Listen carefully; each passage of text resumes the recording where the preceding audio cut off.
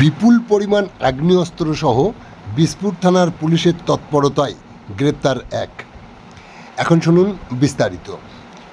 গোপন সূত্রে খবর পেয়ে কাঁচরাপাড়া ৯ নম্বর ওয়ার্ড খালপাড় সংলগ্ন এলাকা থেকে বিপুল পরিমাণ অস্ত্র ও গুলিসহ গ্রেপ্তার সুব্রত দাস নামে বছর ৫০-এর এক ব্যক্তি। অভিযুক্তর নিকট থেকে ৩টি ওয়ান শাটার বন্দুক, একটি 7mm পিস্তল ও 2টি গুলি উদ্ধার করে পুলিশ। এই ঘটনা প্রসঙ্গে ব্যারাকপুর পুলিশের যুগ্ম কমিশনার IPS গণেশ বিশ্বাস কি বললেন সাংবাদিক বার্তায় শোনাবো আপনাদের। সম্মেলন কিসের জন্য মূলত?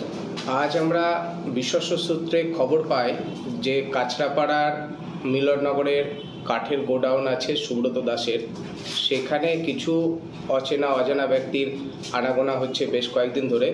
তো আজকে সেই সূত্র অনুসারে খবর পেয়ে আমাদের বীজপুর থানার পুলিশ অংশুমান এবং আমাদের লোকনাথ তাদের নেতৃত্বে ওইখানে একটা রেড করার সঙ্গে সঙ্গে সেখানে যা আমাদের পদ্ধতি আছে সেই পদ্ধতি মেনে সেখানে উইটনেসের উপস্থিতিতে যখন তার গোডাউনে রেড করা হয় সেই সময়টিতে 4টি আগ্নেয়াস্ত্র, 2 রাউন্ড অ্যামুনিশন আমরা সেখান থেকে উদ্ধার করি এবং সেই জায়গা থেকে সুব্রত দাসকেও আমরা গ্রেপ্তার করি।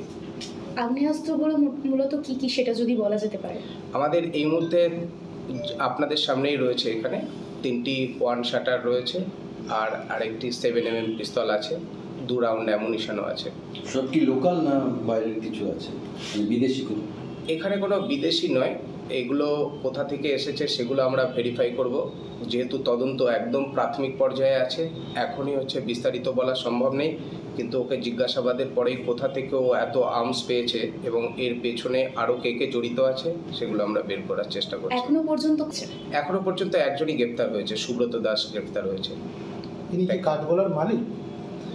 এটা মিলননগরে যে কাঠগোলা আছে সেই কাঠগোলা গোডাউনটি ওনারই আছে। ইনি কোথায় থাকেন স্যার? কাঁচরাপাড়ার মিলননগর।